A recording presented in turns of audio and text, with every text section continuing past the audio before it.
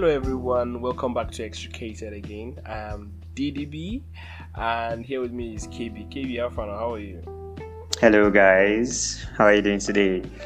Guys, thank you very much for listening to our episodes. Thank you very much to our first episode, and thank you very much for the love. Thank you very much for the feedback that you gave us. Let me just double up back on our social media handle. It's X-tricated on Instagram, and we would love you to really follow us and also give us your feedback in the comments for this episode. Just a little bit gist of how this episode came about. So during the weekend before the Queen's burial happened, and I came to find out that African presidents, all African presidents, can you imagine, presidents were being kept, or let me say, they were commuted in England through a luxurious bus. And then it was a president that was actually driving. And guess what? These guys were actually like smiling. Can you imagine that? Meanwhile, the president of the world came with the beasts. He was just showing off. Yeah, initially they said that they had some reasons for all those things, that they didn't really want their airports to be congested or their roads to be congested and whatnot. But in the end, if you are important, you are important. Exactly. That is why Biden was still allowed to come with his beasts. I'm telling you, exactly. Not just the beast, but the entire convoy. Every single thing. He was made to feel important, as if the other president, or especially African presidents, were not important. Mm-hmm. Yeah. In the end, if you are respected, you're respected. I'll tell you, you're respected in total.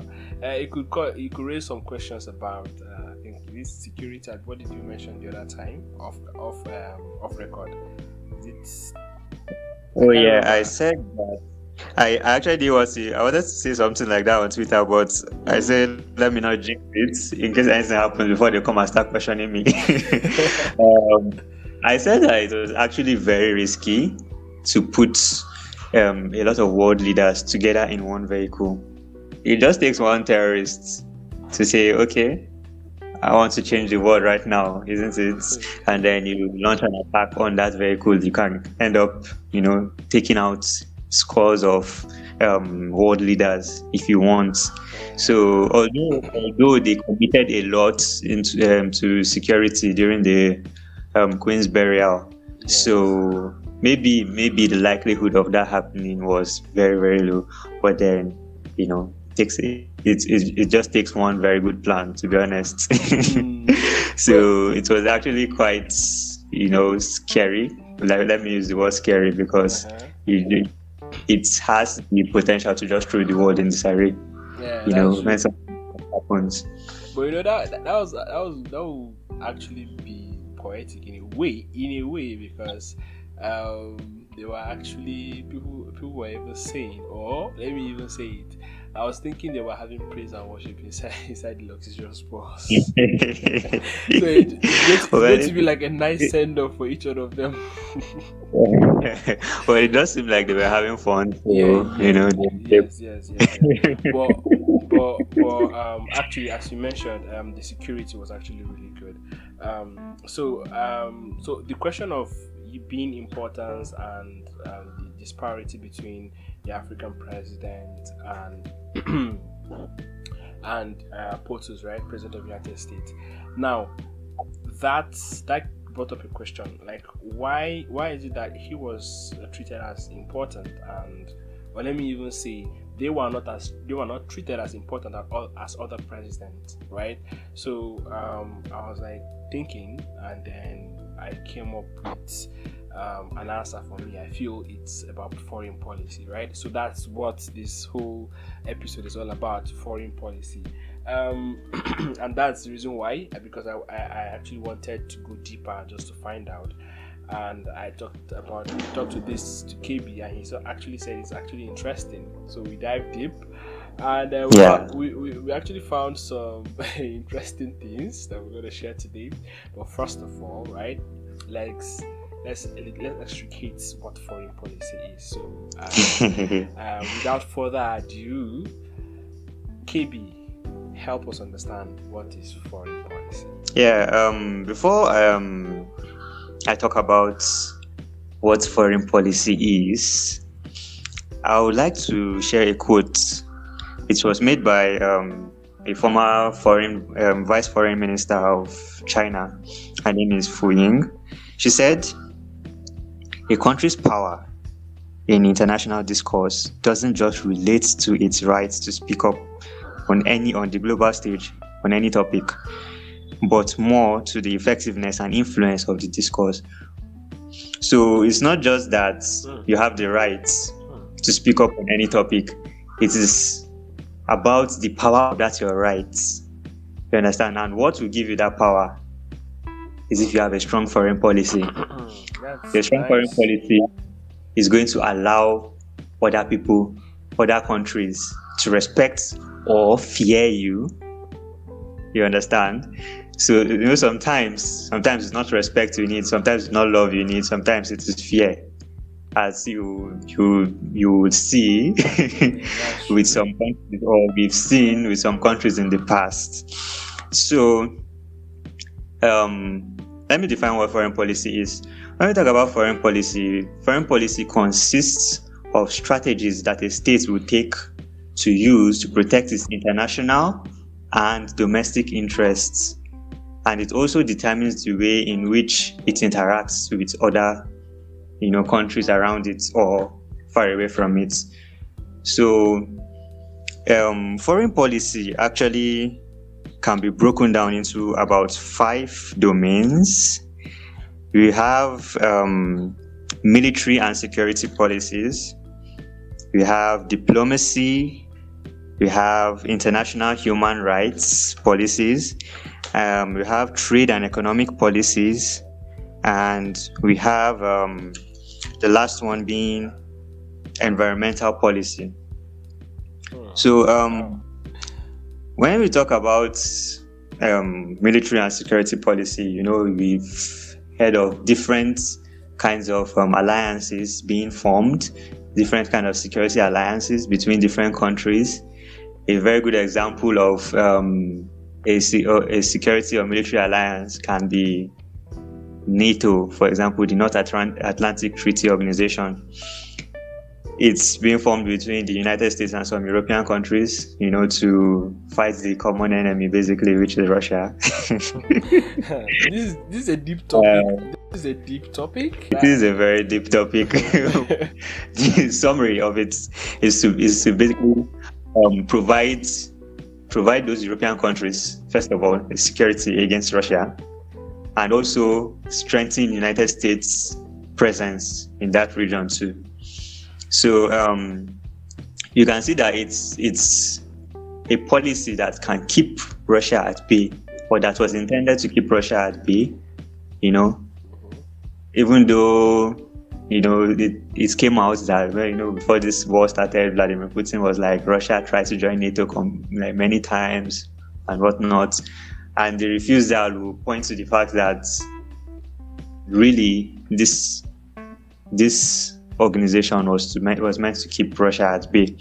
So we have other security councils, security agreements or contracts, let me put it that way, that other countries have formed. Even here in Africa, we have ECOMOG.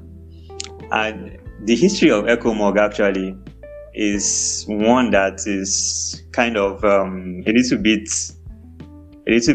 blurry if you think about it from the legal perspective, because at the time ECOWAS didn't actually sanction ECOMOG, especially the Francophone countries.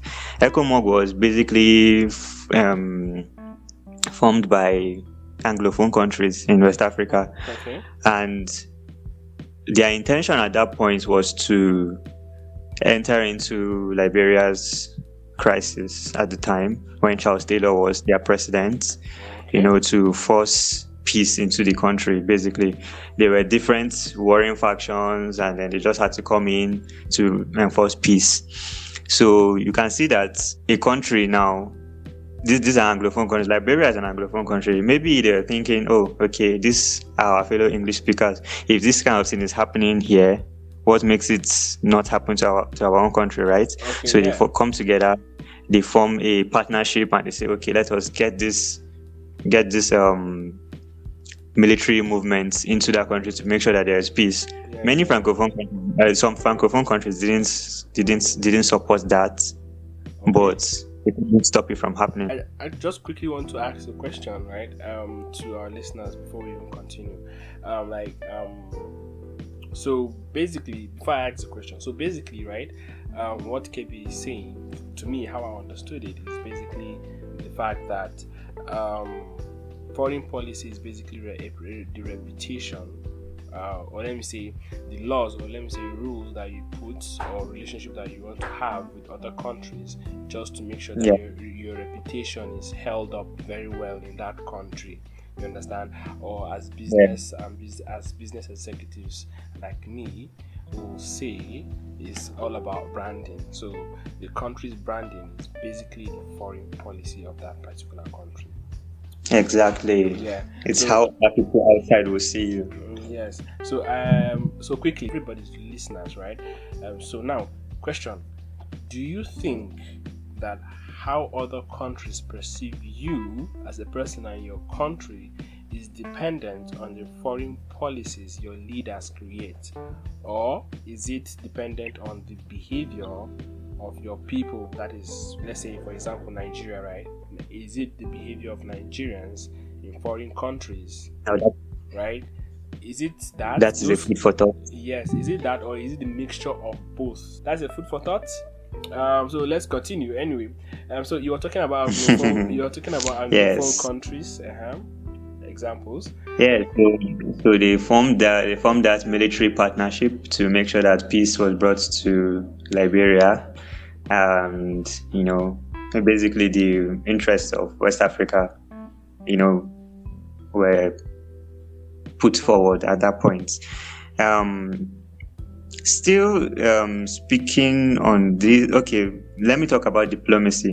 And basically, we know that diplomacy is basically the art of using, tactfulness or basically smartness to have relations with another country. It involves basically using a representative of one country and a representative of another. It doesn't necessarily have to be the president. It can be the foreign ministers that represent the country. They go for a particular mission and they hope for success, obviously, even though sometimes it's not possible. So it's usually one of the most peaceful ways of relating between countries. Right. So you see, what I noticed, right, when it comes to diplomacy, I was watching some movies, Designated Survivor and 24. Which other movie again I've watched? Like most movies and series that I've watched that has to do with president, right, or not the president, but majorly president, right?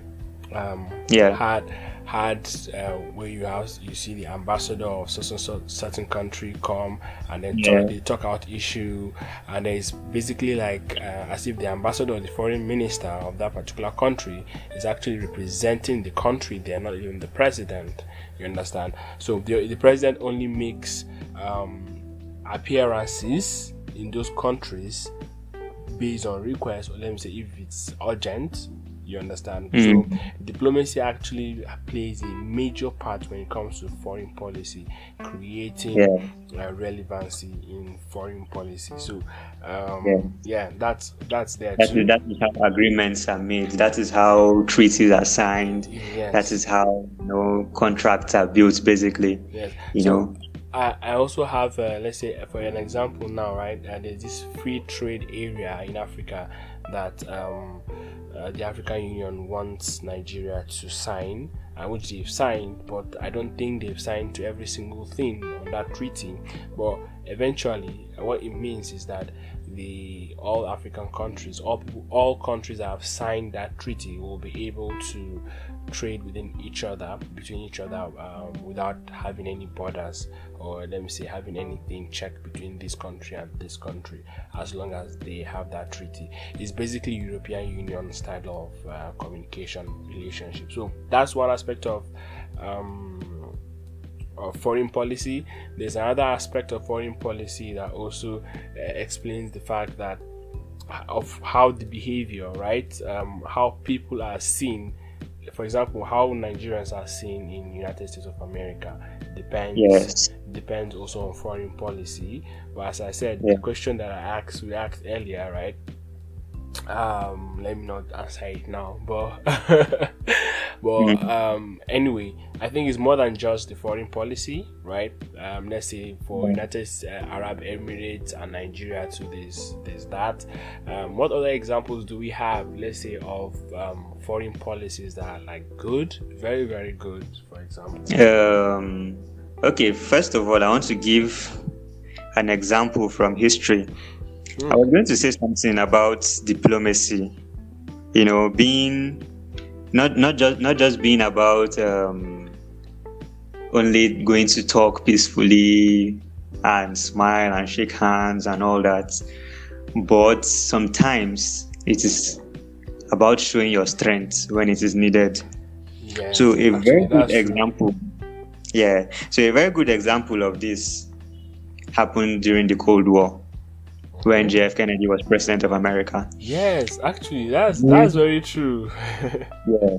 So during the Cuban Missile Crisis, what actually happened was that Russia was wary that because United States had nukes in Turkey, and Russia is within striking distance from Turkey. So if and Russia and America were at war at the time. So if you are the president of Russia, you are going to be scared that it's like these people are planning to attack me very soon, isn't it? So what happened was that they started shipping missiles to Cuba.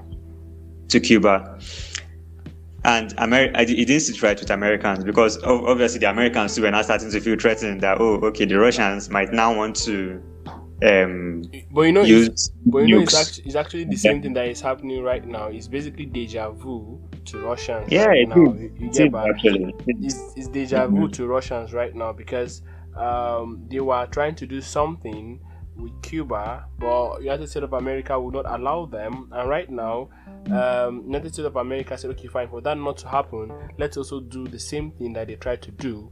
So which means, if you look at it, there are two different strategies that actually work. One actually worked with diplomacy, the other one did not use diplomacy.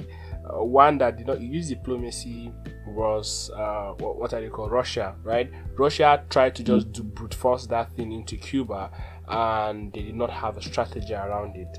You get, and then JF Kennedy. That was I think I heard some audio tapes of him actually saying that he was threatening Russia, that of the fact that the nuclear might of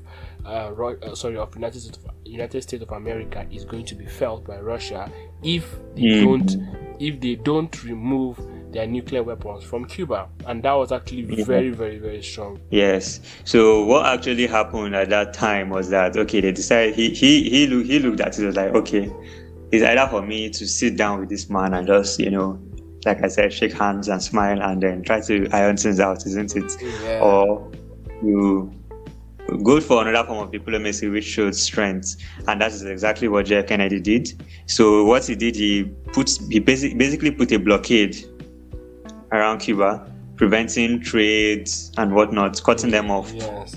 Basically. So the point was that for us to remove this blockade, you have to remove your missiles from Cuba, and we promise we will also remove ours from Turkey. Yes. You understand? Yes. And that is how that was settled. Yes. So assuming he decided, let me just go and pull out my missiles from Turkey. it doesn't necessarily mean that Russia will pull out their missiles from Cuba. In fact, that they will say, look at these ones. Let us just attack them, isn't it? Yeah, After all, we are still at it's war. just going to be like bait. Some people were baited. So yeah, that was like a good example. It was a good policy. It showed diplomacy with strength at the same time. You understand? Yes. So anyway, I want us to streamline this down to Nigeria. Yeah. Okay. Before we come to Nigeria, there's something I actually want to talk about. Right. You remember China and U.S. trade war during Donald Trump era. Now, yes, that was really that's the typified example of how what the foreign policy is created when trade war is happening between two countries, right? So the Chinese government, Xi Jinping and Trump, at that point, they really did not like what was happening, and so till today, do you know that there are stringent what's it called? How am I going to say? They cannot stop each other from actually having a relationship together, but then they have some limitations. That's number one. Because what was it called? They were not happy about what happened that's the United States of America now. They were not happy with certain things that happened when it comes to the trade war and everything. Now, I think they've stopped employment from and to United States of America towards World Trade Organization. They've stopped that. They don't have that relationship anymore. Even if they do not want to be associated with that because they felt that World Trade Organization was favoring the Chinese government. And if you look at it, actually that's true because the tide is turning a little bit and everything is changing. And if you look at what the Chinese are actually doing right now, the Chinese are actually putting certain relationships with other countries just to create that belt that they are trying to create, that trade route that they're trying to create. And what they are doing right now is they are putting down foreign policies about them. That brings us to another good policy, exactly, which is the Belt and Road Initiative. Yes, that Belt and Road Initiative is mad. We're going to talk about this later on in other episodes, but if you look at it, there's really a huge change coming when it comes to superpowers, right? And it's probably going to be China because what they are doing right now is incredible, because the Belt and Road Initiative right now is all around Africa. Because everything has to go through Asia and Africa. So we're going to talk more about that, but then policy making is foreign policies are really important when it comes to the growth of another nation, and at the same time they're also important in bringing down the importance of that particular country. So now let's bring down Nigeria. First example, United Arab Emirates versus Nigeria. KB, talk about this one. So right now it's actually quite difficult for young single Nigerians to get visa to United Arab Emirates, and this is because they feel that Nigerians do not respect their rules and regulations, especially concerning rules about morality and decency. Most Nigerians just come in there and then, most Nigerians that go there, they are going for vacation. So it's what can you tell them? It's flex. So is it Nigerian time? It's just to flex. So I was saying something recently that Nigerians in other countries follow laws more than they follow the laws in Nigeria, to the extent that they are even starting ad campaigns in Nigeria to tell us that we should learn to follow laws in our own country rather than, being lawless in our country and going to other countries and becoming very law-abiding citizens. Very, very true. That's very true. Nigerians seem to be lawless. They are very lawless in the country in Nigeria, but when they go out, dude, they do what is. They are not actually law-abiding people, but they are law-abiding people. So let me explain what I mean by that, right? They are law-abiding people there, but they're actually lawless people. But for them, they understand, Nigerians are smart to understand that, yes, for actually us to enjoy those perks and everything, they have to be law abiding, right? So that if you notice with this United Arab Emirates now, it's hard for you to just come. Tourism visa, it's hard to get tourism visa. I think if you're under 30 as a single person, it's very hard. If not, it's not even possible myself, right? So that one is there, but there is a way Nigerians always find a way through that. So if you're going to Dubai, I've noticed that Nigerians now, if they're going to Dubai younger than 30 and they have money, what they do is that they make sure that they go on business trips. Business visa is available. So what they do is, okay, fine, we invest in your country, and you're gonna allow us to do whatever we want to do. So and that's the thing, they cannot actually hate on people that are here on business. As you as a Dubai citizen, you cannot, or let me say Dubai law enforcer, you have to just accept those people that bring business to your country. Exactly, because they are there for the money.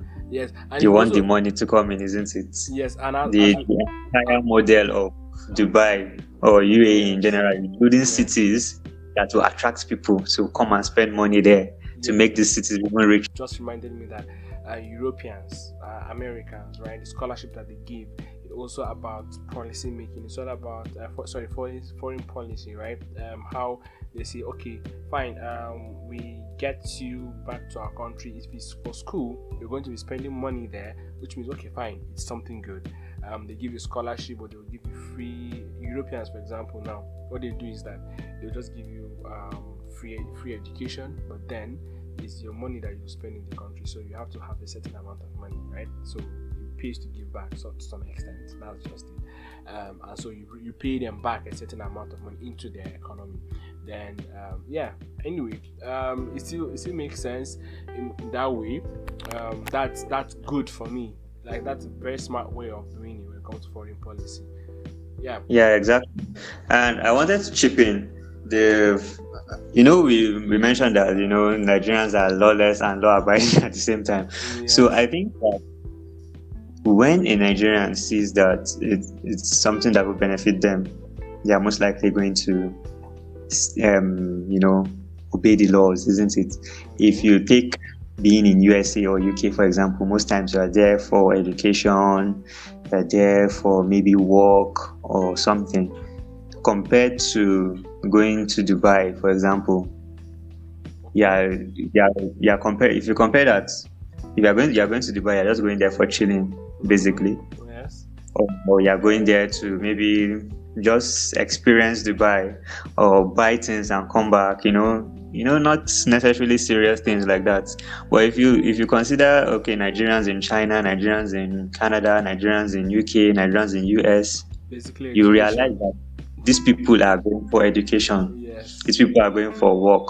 You understand? So why on earth would you not want to obey the laws? You understand? So I feel like Nigerians would abide by the rules in other countries just because it favors them, not because. Exactly. So if they have the ability to abide by the rules, they just don't like doing it.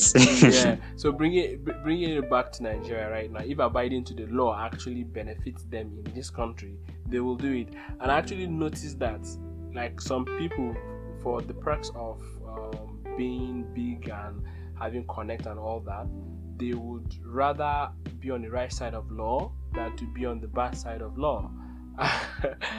That's funny, but actually that typifies a little bit of selfishness as human beings, which we are.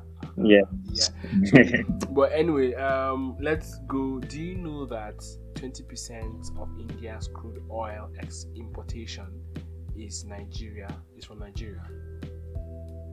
Oh, I didn't know that. Oh my God! Now you know. Everybody, now you know. That's a fact that surprised me. That's one thing that India had. That's why India has a relationship with Nigeria now. And guess what? Nigeria, that gives us an example of an economic and trade policy. Yes, and that's actually a signed agreement. You get? Guess what? That's actually nice, right? To Nigeria, it's actually good. That's something that I thought it was good, because if you look at the whole of India, that's the big that's a big country, population-wise, right?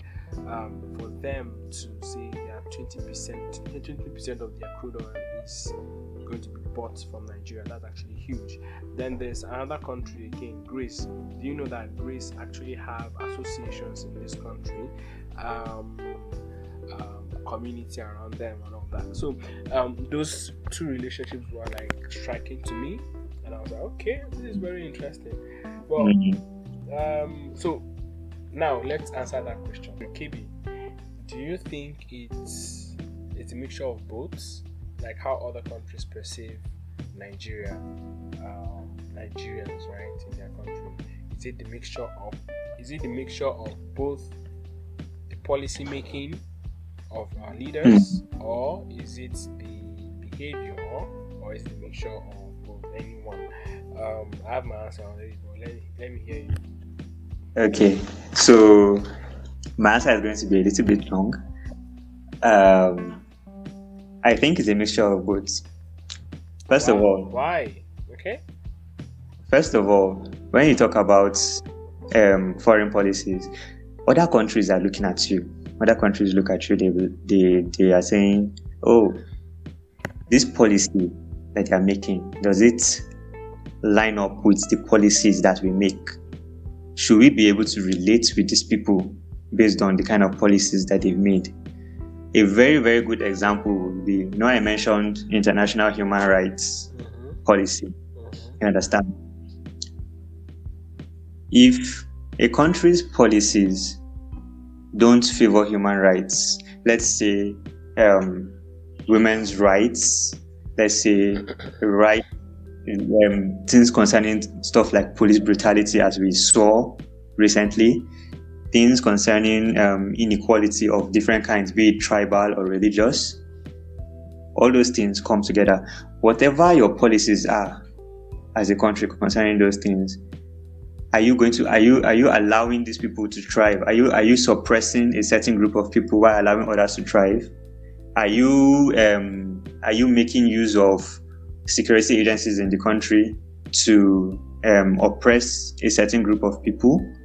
Are you profiling people based on your own feelings or stereotypes, and that way using it to punish them because you don't feel like they are desirable to your society, just because of how they look or where they come from or what language they speak or what gender they are? You understand? Yeah. People are going to look at that from outside and say, "Oh, no, this country, we can't respect them. They don't respect human rights. They don't respect human beings. So why should we respect them?" Yes. Then, secondly, the behavior. If I'm a president, let's say I'm the president of the United States, and I allow Nigerians to come into my country, and Nigerians are causing a nuisance in my country, do you think I'm going to respect Nigeria as a country?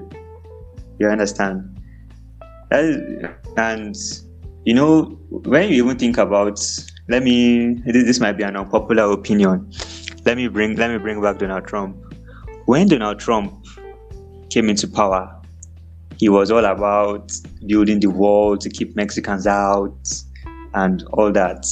I know you would disagree with me. You will say that that was a terrible policy, blah blah blah blah blah.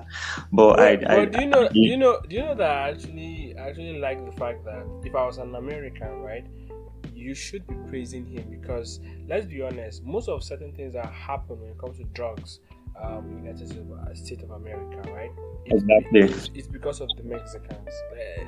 See, I might have Mexicans. It's not even to say that all of them are bringing in, drugs and what have you. You have good people coming in, but the fact remains that when there is bad, you are going to focus on bad. It's just like when you're listening to news. You're not likely going to want to hear good news. If they're looking for is the paparazzi. You want to hear where they've bombed, or who, or different kind of crimes or whatever, or something that will make you feel anxious or unsafe. You understand? Those are the kind of things that you want to hear. So you can, I don't know the percentage of of people, of Mexicans coming to America that commit crimes or end up in gangs or what have you, but then it just becomes so popular that, Yes. you understand, when you have people in these areas, you have an increase in, you know, drugs and gang It's violence. not just about that. It's not just about that. If you look at Nigerians and Americans, one of the reasons why giving visas to Nigeria it's a problem, right? It's not that they hinder us from getting visas, but it's the process is difficult. For you to get a visa is a problem, right? Why? Because Nigerians are known. If you look at movies already, they've already mentioned this. It's like they've already stereotyped Nigerians as people that are con artists, Yahoo boys, people that are going to con you of your money, are going to run you straight when it comes to money. You understand? So and it's only a small sample that do that, but that small Nigerian sample, friends. that that small sample that you just mentioned gets into the news and then it gets loud. Yes, and that is what everybody talks about. Exactly. So before you meet a Nigerian, the moment a person introduces themselves to you as a Nigerian, you'll be like, oh my God, a Nigerian. Let me dissociate myself from him. Yes. Not knowing that this person might be a very, very good medical doctor or a very good engineer or a good content creator. You know, you don't necessarily know who the person is until you know them. You understand? But the fact that it is going to cause a lot of uneasiness, you understand, amongst the citizens of the country, you actually have to address that. You know, you have to address it. You have to put some kind of regulations. It's not for you to just come and say, you know, okay, fine, I don't want any of you to come in again. But then when you are going to come in, what are you going to bring? You understand? That is one of the, even though I kind of agreed with Donald Trump, but I see that was a flaw in his plan. His plan didn't include sieving, you know, all those things. He just wanted to keep everybody out. You know, all your people bring that's also it's like using that small sample to judge everybody. Yeah. So I get his reason, to be honest, and to be honest, maybe, you know, for the sake of, you know, maybe he's doing guilty until proven is innocent. he that's the reverse. So that maybe that's what he was thinking. So he decided, okay, to be safe, I rather not hold a candle. You understand? Even though I know that the fire is not to just come down, but still, let me just prevent myself from being burned by not even touching the candle at all. Exactly. And I actually understood him. I understood the points that he was at least trying to come across with what he was trying to do. Some Americans saw it, some did not see it, especially the whole, I think, majority of the world, apart from the United States of America, actually thought there was a problem with that and all that. Flaw, as you mentioned, there was that he judged every Mexican, just a sample of the film, right? So now let me reflect our discussion right now back to that foreign policy, the reputation, the branding, right, of the country. So for the people in diaspora, right, I feel the habits, the behavior, for me, this is the right answer. You just mentioned it's a mixture of both. But I think let's be honest. Foreign policy are just on paper, right? They are just relationships between the leaders, right? But us as citizens, we don't really care about that to some extent. We care, right? But it's what we see that we really care about. You understand? So I would say it's the mixture of both, but I feel the behavior is really, really important when it comes to the perspective of people in other countries treating you, right? Because look at Nigerians, for example, we're already becoming meme. Let me say, a thin self when it comes to movies and series. Anytime they mention Nigerian, right, it's stereotyped to the fact that, okay, be careful. Again, it's in the amount, okay, fine, be careful. It's a Nigerian this. Haven't you heard of this? Haven't you heard of that? You get? So, to me, look at the UAE, for example, right? Nigerians under the age of 30, single. You get? I'm under 30, and I'm not like the other Nigerians that are out there, right? That go to Dubai and they just mess up. You get so I feel it's the behavior. No, I think I know, right? That is the behaviors that actually create certain stringent let's say policies against Nigerians or against other countries. For example, if South Africans go to other countries, do they behave like that? They don't, right? So there might be a ranking. I think they have a ranking system in other countries. Okay, fine, these guys are actually doing better in this country because their behavior is this country. They rank our behaviors, right, in certain countries, and okay, fine, they say, okay, based on this, we decide to treat you like that. And also, foreign policy is all about what you can offer, right? Come to Nigeria, for example, right? What can we offer now to other countries, right? Yes, we're blessed, we have wealth, we have a whole lot of things to offer, but then are we maximizing those things that we have? We don't really have anything anymore to give to United Kingdom except human resource, right? We don't let's say our crude oil, for example, is being used by other people because we don't know how to maximize it ourselves. You get? So for me, it's just the mixture of both, but the behavior is huge. It's really a huge factor when it comes to perspective of other countries to Nigerians, and it may be the same for other countries too. So yes, so now I once heard something about foreign policy. The person said foreign policy is both the least and most important aspect of government. It is. Do you know why? I agree, but tell me why first. When you talk about it being the most important aspect of government, it has the potential to affect basically everybody. You understand? Yes. You said the image now that Nigeria has outside. I know technically it is not foreign policy, but then if we had a foreign policy that would create, would I call it deviation from that mentality about Nigerians, which will improve our branding outside, isn't it? Yeah, but then that's true. You understand? So now everywhere you go as a Nigerian, they'll be like, oh, Nigerian prince, you know, that kind of thing. So it's important, it affects everybody. So how you will be seen by as a citizen of Nigeria by other people outside. And also there are some foreign policies that you will make that actually work domestically. You understand? Yeah. When you make, let's say, a security agreement or a security treaty, it's going to help secure the lives of the people in your country from external attack. You understand? Yes. When you talk about when you create foreign policies that are centered around environmental policy, you understand? Reduction of emissions, reduction of pollution, dumping of toxic waste in water bodies and all that. Take for example like oil spillages now, for example, that happens in Niger Delta. Yes. If you have oil spill in the communities, those communities that are usually fishing communities, they depend very well on water. You understand? They depend very well on water. And now a foreign company comes in, they spill oil and then they just go away. They don't take care of the problem. You understand? Yeah. And you have your country people suffering. Their fish are dying. They don't have clean water to drink. All that.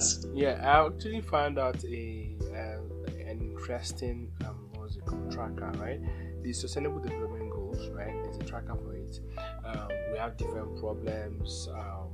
So the United Nations have the Sustainable Development Goals, and they have trackers for each Sustainable Development Goals and how each country is trying to solve that problem. Guess what? If you want to see the reputation of what a country is doing, how you're going to treat them, just go there and you'll be able to know that. You understand? So whether they take development of their people seriously or not. Yes, exactly. And guess what? That's how some countries will actually try and say, okay, fine, this country is not doing this country is not doing that. Why should we have a relationship with them? You understand? So I get your point, because your internal policy can also affect the foreign policy and reputation you have outside. That's actually true. Okay. So, I also said that it is also the least important part of government. Yes. The reason why it is that way is that whatever your foreign policy that you're taking, it really doesn't change how people in your country see you as a governor, or as a president. You understand? If you say, oh, okay, we are creating bilateral trade agreements with, let's say, Benin Republic now, even though it's going to make trade easier between those countries, between these two countries, between, businessmen within the two countries, those businessmen that are enjoying the benefits of that will not even come out and say, oh, okay, it's like this policy is good, or they don't even care. They don't really. It doesn't really affect the way they see you as a president. What they want to see is, infrastructure, all the things that you can touch, basically. The intangibles don't matter to people most times. But it's actually very wrong to think that, it's not important. You understand? So it's one of the things that affects a lot of people. So people should not see it as less important, than other aspects of governance, like security or healthcare and stuff like that. Because whatever policy you take, your stand in the world can affect what is happening inside your country. And I think Nigerians, let me bring it down to Nigerians, right? Nigerians really have forgotten or don't even know that foreign policy is really important, right? Because as you just mentioned, it's the least but most important. You get? So how people see you is one. Apart from that, also your what is it called? Your relationship with other countries when it comes to import and export relationship is really important on foreign policy. And for you to actually grow your business, your gross domestic product, right? You really need your foreign policy to be intact, because for you to have that up to improve, you need to have a very good foreign policy in a way that your import-export relationship with other countries is very, very, very strong. Right, so I think that is one of the places where Nigeria is actually having a problem with, but that will be for another day. But in truth, Nigeria has a lot of commitments when it comes to foreign policies. A lot of women, and a lot of treaties that they've signed, but we don't know if the efforts they are making as a government is actually good enough to meet up with the agreements that they say that they say that they are party to. You understand? To me, I think when it comes to foreign policy, I think it's an internal problem. Why I say it's an internal problem is because I mentioned gross domestic product right now. When it comes to export import, we don't have a lot of things to export, right? It's only crude oil that we have right now to really export when it comes to finished products. Even the crude oil is not even finished product. You get? So you understand? So that's where we have a problem, right? We don't have enough things to actually export like that to make money from. So countries are like, okay, fine. What are we going to have a relationship with you? Why? Get? Had it been, we have a very good and robust infrastructures around certain industries. You get? It's really going to really help us. And for us to have that, we need to have sustainable businesses, and for us to have that, we need to have a good data infrastructure. But we don't have that, and that's another thing.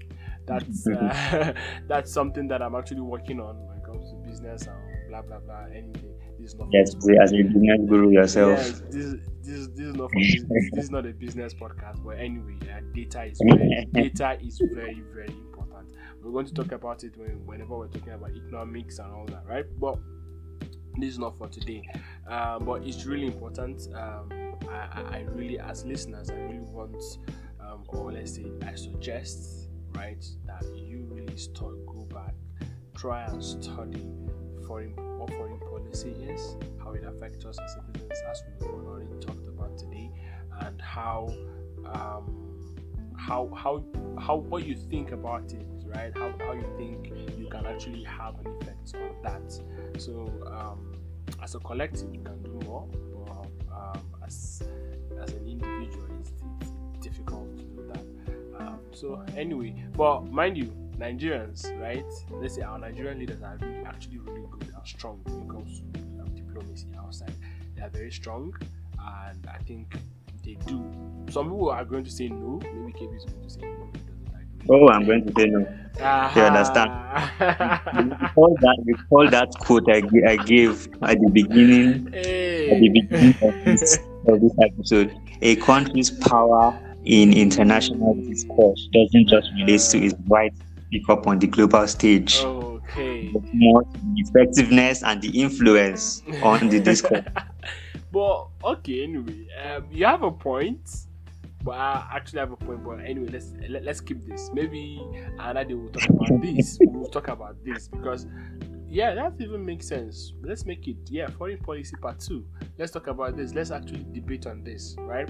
Let's actually debate. I'm going to be the devil's advocate and actually help and actually help discuss what they are doing and how they're actually helping Nigeria. And you're going to tell me how they're actually hurting Nigeria, and then you have a point when it comes to the influence and all that, and also when it comes to those visa issues, how they treat us and all that. You have a point, but I also have my point. Well, anyway, till then, so this comes to the end of our episode today on foreign policy. Foreign policy. KB, what do you have? As usual, I will always tell you to leave your feedback for us, interact with us on social media, try to, like our posts and also share with people. Then also let us know what you think about the issues that I discussed, how they affect us, how they affect you understand, and how you think things could be better if the case is right. So we want to see your feedback, we want to see what you think, so let us see it on our social media. Thank you and bye. Bye everyone.